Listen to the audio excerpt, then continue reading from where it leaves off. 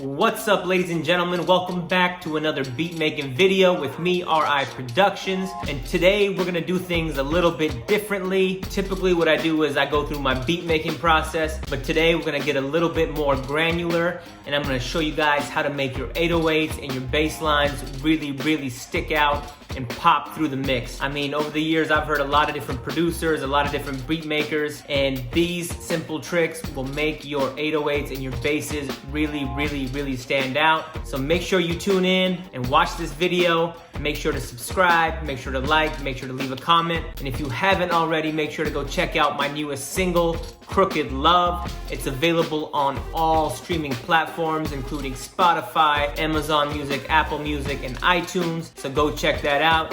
Thank you guys for your support. I'm having a blast doing these videos. It's keeping me in the studio, making music and being creative. So thank you. RI Productions.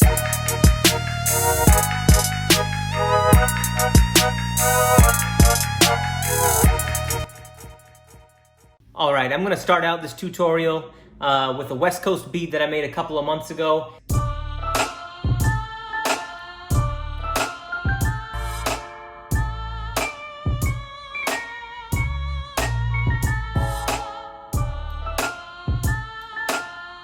I think, that sounds really crispy. Each instrument has its place, and the basses and the kicks really stand out. So the first thing that you need to do in all of your beats is you need to go through each individual sound and you need to use a high pass filter. And when I say a high pass filter, I'm not saying use your high pass filter on the basses and the 808s, but use it on all your other instruments. So your snares, your melodies. To give you guys an example, here, let's listen to this sound here. It's female vocal.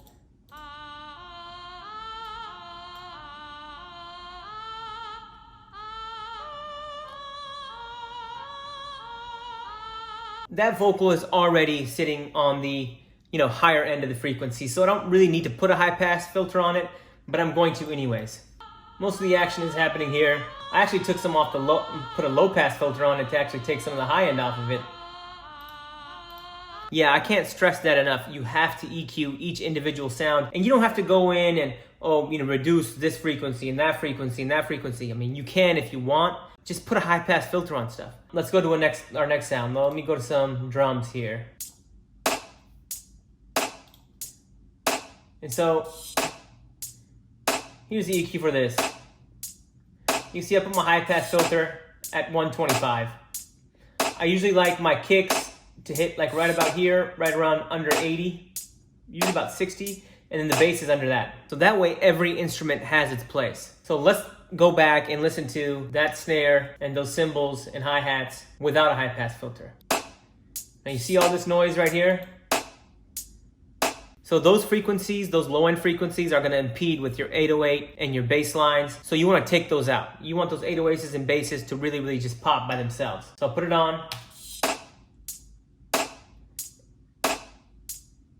And now you can notice that there is nothing, in that range. And similarly, just like I would do a high pass filter on my snares and anything, in the upper frequencies, mid to high frequencies, I also put a high pass filter on my kick as well. I want my kick to sit above my 808 or above my bass lines. Let's go back and look at this example. So this is my kick. And it's really, impeding into the low end. So I like to just cut off my kicks at about 52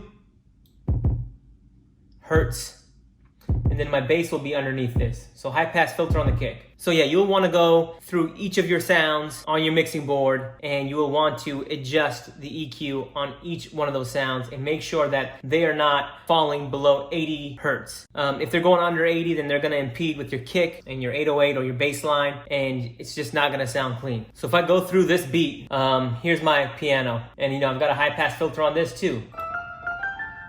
And this is a second piano that's being played at a lower octave. So I've got high pass on that as well, as you can see. So nothing is coming in this area because that is for my kick, my bass, or my 808. And then I literally go through each channel and do this. Okay, so I've got this chip fall that happens every fourth measure. It plays right here.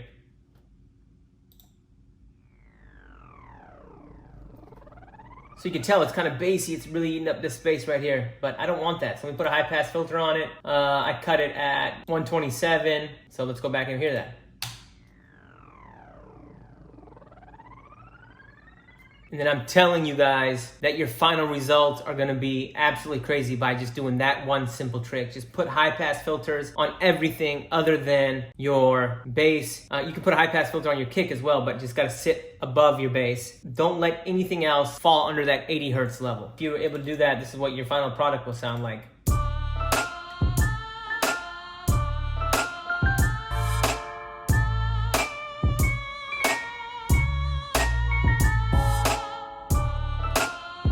So let's go ahead and listen to the bass on this particular song. On this song, I even, put a subtle high pass filter on the bass at 38 hertz.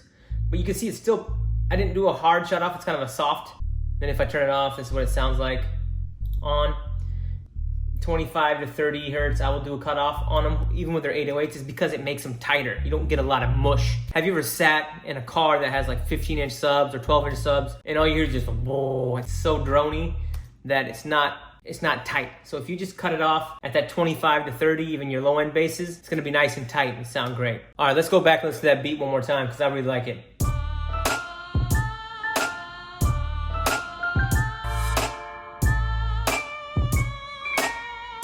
And now let's get to the second thing that's gonna make your basses sound really, really crispy. So we did the high pass EQing on each channel. And the next thing that you wanna do is you're gonna wanna make your low end mono and not make it stereo. You don't want stereo spread on your low end. You want it to sit right in the middle of the mix. So if I'm thinking about a song, you want it to be like a V. This right here indicates the low end, you want it to be sitting right in the middle.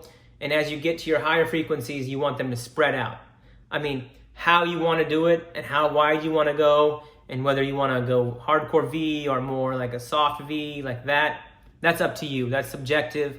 That depends on your taste and what you want your music to sound like. But for me, Reason has this stereo imager. I'm sure all the DAWs have something similar to this. But I can solo the low band. So as you can see, I have it all the way, the width is as far. It's right in the middle. And if I go wide, it doesn't sound that good. I mean, not even that good. It doesn't sound good at all. Because let's listen to it.